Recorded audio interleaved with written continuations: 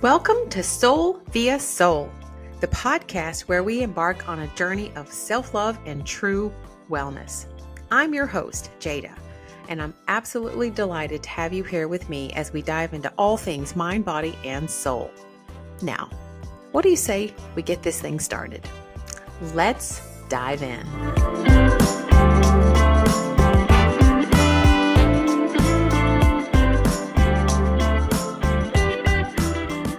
Today, we're going to talk about hormones. That's right. And as a woman, I can tell you hormones seem to have been driving the boat for so much of my life that it really almost feels like the hormones define me rather than me defining me, because they're so complex and such an important part of being a woman. And we're going to talk about hormones in the light of hustle culture, because hustle culture keeps not all of us, but women specifically in the hustle culture go-go mentality is very disruptive to our hormones. So we're going to talk about how to fix that, and we're going to talk a little bit more about hormones in general.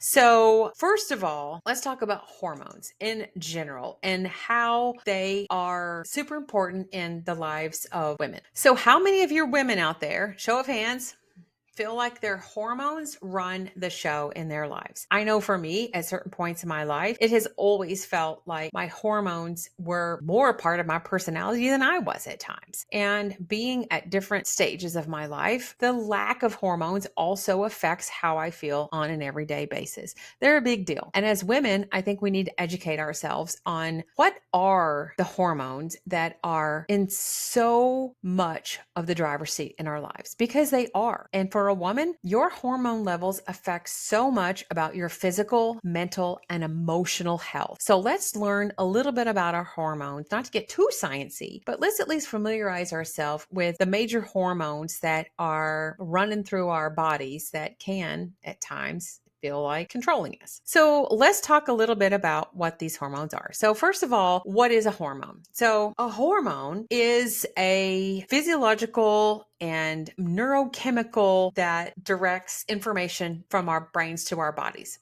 We have neurohormones, which we'll talk about, serotonin, dopamine, things like that.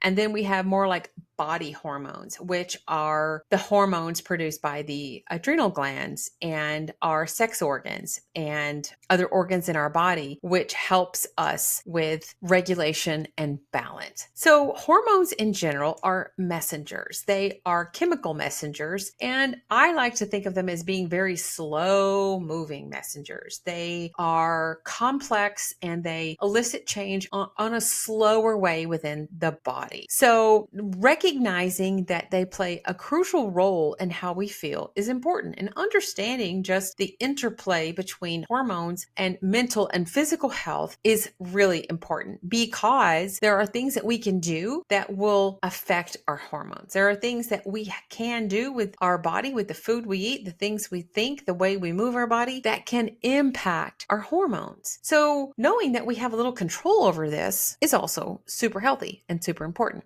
So if you're a hustle culture woman, and listen, I have been there, and I have been in the hustle culture. I have been in the go, go, go. I have been the young mom where I didn't even know if I was coming or going, with babies at all stages and not even having time to sit down or even have a moment's peace when I was a stay-at-home mom. And then when I was also a working mom, and really juggling what felt like so many balls in the air. And it just felt like I was always running on fumes.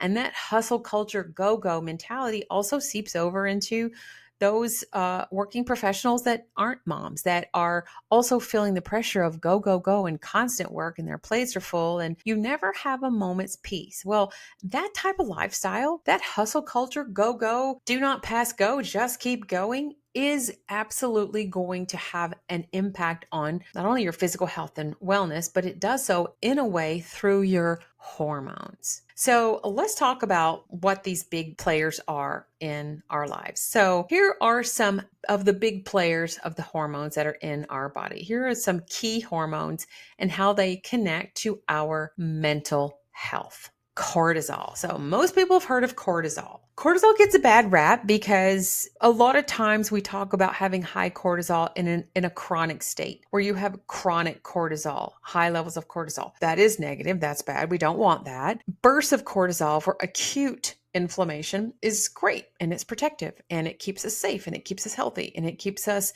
free of disease and pathogens and illness. So we like small bursts of cortisol. It's good, but it is referred to as the stress hormone. So it does get a lot of play in the media and on social media, and there's a lot of talk about cortisol. So let's talk about it a little bit more. It is released when we are under stress. It is the stress hormone, and chronic stress can lead to chronic elevated levels of hormones, which absolutely can contribute to anxiety, depression, and cognitive impairment. And if you're a woman, it also is associated with higher levels of weight gain, Cushing's syndrome, and adrenal insufficiency. And if you stay in a high cortisol state over a period of many, many months or years, you can get something called adrenal fatigue. The adrenal glands produce cortisol.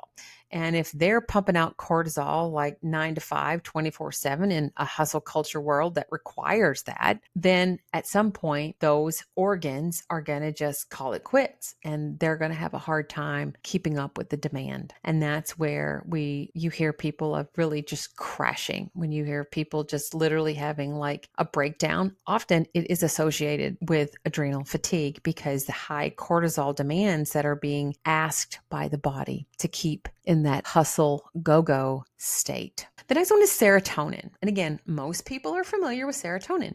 Serotonin is the neurotransmitter that plays a key role in mood regulation. And yet it's a hormone. It's a neurohormone. And it's a hormone, and it interplays between all the other hormones. Like there's this dance between all the hormones. And it actually, the hormones in relationship to each other that are really what's important, because we want some higher, some lower. And when some are higher, it causes some to go lower. Like there's this whole dance that our hormones do. And being aware of that, I think, is super important. So serotonin is a neurotransmitter, and it plays a key role, like I said, in mood regulation. Imbalances in serotonin are associated with mood disorders, including depression and anxiety. And many antidepressant medications work by modulating serotonin levels in the brain. And I've kind of spoken to this before. Like antidepressants don't actually make you make more serotonin. They just allow the serotonin that you do make to be used more efficiently by your brain. The thing that actually makes you make more serotonin is your gut bacteria. And that's why I talk to the cows come home about the importance of a healthy gut. And if we back that up, what makes a healthy gut? The foods we eat, the way we move our body, the thoughts that we think, all of that contributes to a healthy gut. So if we want a healthy mind and we want high levels of serotonin, we don't start with the brain. We start with the gut. And if we take it step back from there, starting with the gut means we start with the things that we take into our body. And that's not just food. Food is super important. Yes, there are foods you want to eat, and some foods you want to eat less of, and some foods you want to eat more of. And there are things you want to do with your body that are going to encourage you to help with the gut biome. Yes, for sure. But there's also the thoughts that you think that influence your gut biome.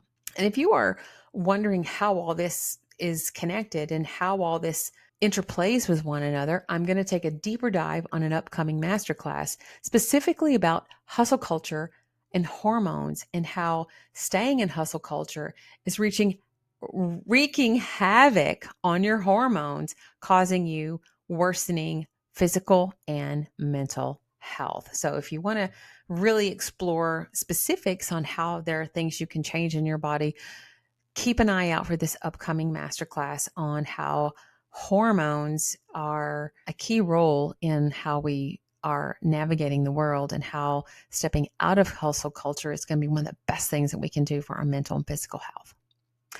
Next up, we have dopamine. So dopamine is involved in the brain's reward system, and it influences motivation, pleasure, and mood. And a lot of people know dopamine as being at the center of every addiction too, because it's our pleasure center. It's the hormone that is connected to feeling good and feeling pleasure. And there are lots of things that can do that for us when we have high levels of dopamine.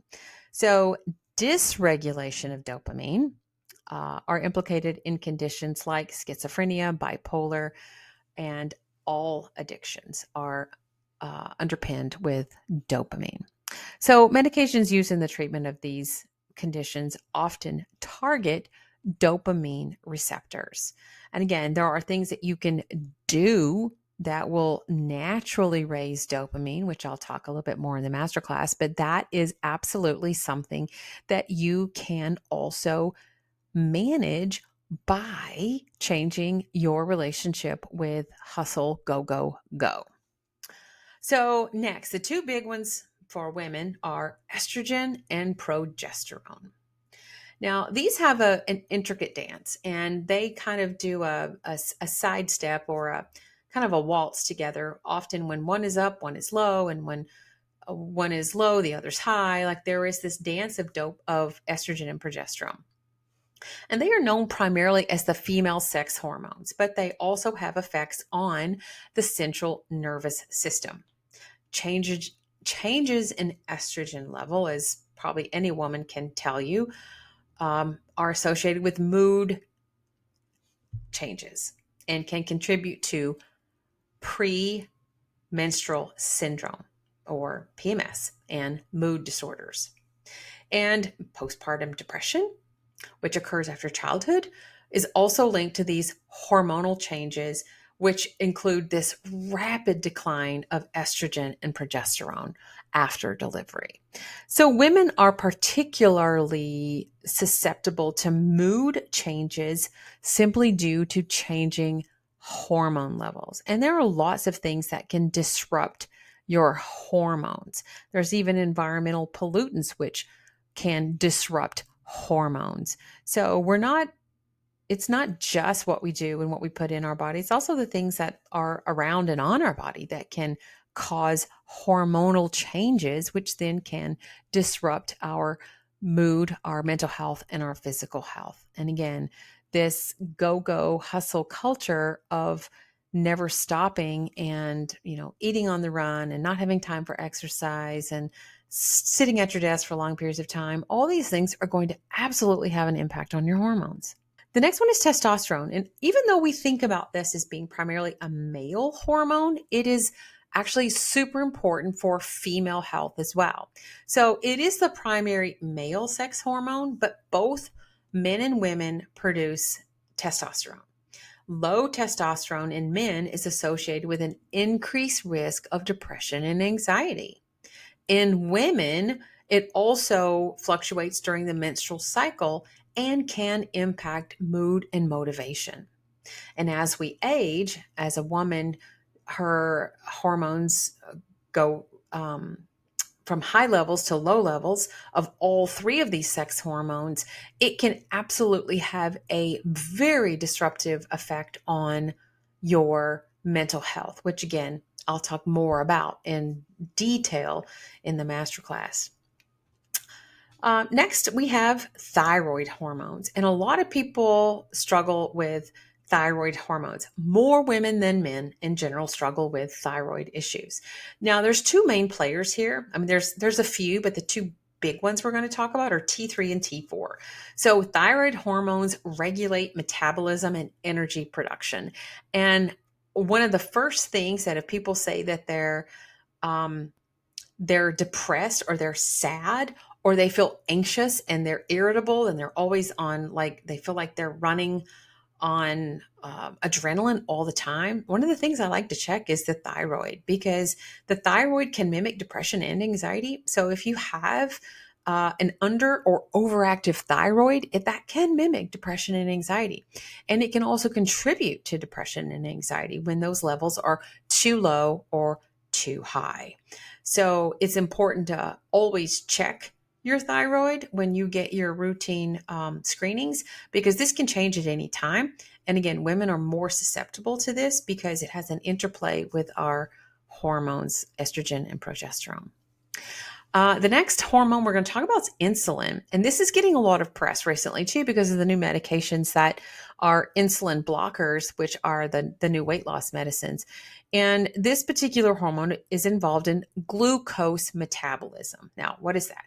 That's just the way our body uses sugar. So when we have a little bit of sugar, our body totally knows what to do with that. And sugar is one of the main sources of energy in our body. So when we have that, our body uses it. A lot of people will do intermittent fasting, and that's when our body shifts from needing sugar as a primary fuel to using fat stores as a primary fuel, which helps pull fat out of our fat stores. So that's how people can lose weight with intermittent fasting. Intermittent fasting also helps with glucose performance in the body. Exercise also can impact glucose. It helps your body learn how to use the glucose you have more efficiently. So we can impact glucose and our sensitivity to insulin by the things we eat and by the way we move our body. But insulin is that hormone that does help with our body's ability to move sugar or energy in our body. And obviously, it also has effects on mood and cognition. And insulin resistance is commonly associated with diabetes or type 2 diabetes, as well as having an increased risk of depression and cognitive decline. And the last hormone we're going to talk about is oxytocin. So this is often referred to as the love hormone or the bonding hormone, and it is released during social bonding activities such as hugging and kissing. And oxytocin does play a role between social behaviors and emotional regulation as well. And deregulation of oxytocin has also been associated with autism and social anxiety. So this is just a little brief stroll through the major hormones in our body and how they do affect our mental health. And there is an interplay among all of them. Now, what's super important is how we can impact our hormones, how we can change how our hormones are impacting us. Now, again, I'm going to take a much deeper dive in an upcoming masterclass. So that's where you're going to learn way more the details and the specifics that I'm not going to really go into here just due to time, that are going to help you understand how you can manipulate or change or amend these hormones so that you can have improved mental and physical health. However, it's always nice to walk away from the podcast with a little nugget or a little piece of advice or an actionable bite-sized step that you can walk away with and apply this to your life. So I'm going to give you one little snippet that can actually be a way that we can increase one very important hormone, and that is going to be oxytocin. And that's the last one we talked about, and it's the love hormone. So one of the really cool things about mental health and hormones is something called co-regulation. So this is something I want you to practice and see how it impacts you. One of the best ways that we can boost our level of oxytocin, which is our bonding hormone, our love hormone, which makes us feel connected to other people and gives us a sense of love, is simply through touch. So one of the ways that we can boost oxytocin is simply through touch. And for those who have, it doesn't have to be like a romantic partner. It can be a child. It can be a coworker. Like if you have a friend that you're really close with, it can be a parent. It can be a sibling. But someone in your life that you feel close to. I want you to practice what it is to just simply share a touch. It can be holding hands if you are with like a romantic partner. It can be hugging, but the next time you hug someone, really just linger for a bit. Just really, really take a moment and let that hug just continue for a little bit. And one of the things that can happen is something called co-regulation. And if you have a good, healthy relationship with this person that you are touching if you hold space for that touch to just linger for a bit, like say holding hands or just sitting next to someone where your skin is touching, or you're sitting right beside someone on the couch, like a spouse or a partner, or even a parent. Again, it can be anybody you feel safe with. One of the magical things that happens, which can raise oxytocin, is simply being near someone. When you do that, what happens is your internal system, like your breathing and your heart rate, will start to mimic the person that you're next to. So, like if I'm anxious, then I will literally use my husband. I will go and just hold his hand or touch in some way, and I'll just linger with that touch just enough that I feel a calm come over me. I start to co-regulate with his nervous system. I basically, in no uncertain terms, sort of share and steal a little bit of his calmness for myself. And that's a way that you can pull a little bit of that calmness and raise that oxytocin for yourself. So co-regulation is a beautiful thing. Again, it has to be someone you feel safe with, but try that out. So try co-regulating in an attempt to raise your oxytocin through physical touch. Awesome. All right. I hope you enjoyed this stroll through the hormones and have a better understanding of how the hormones are working in your body. And again, if you want to take a deeper exploration on how stepping out of hustle culture and getting a little more control over these hormones are going to improve your physical health and wellness, then I can't wait to see you in the masterclass. So until next time, have a wonderful, peaceful, loving day, and try to go snag yourself a little bit more oxytocin.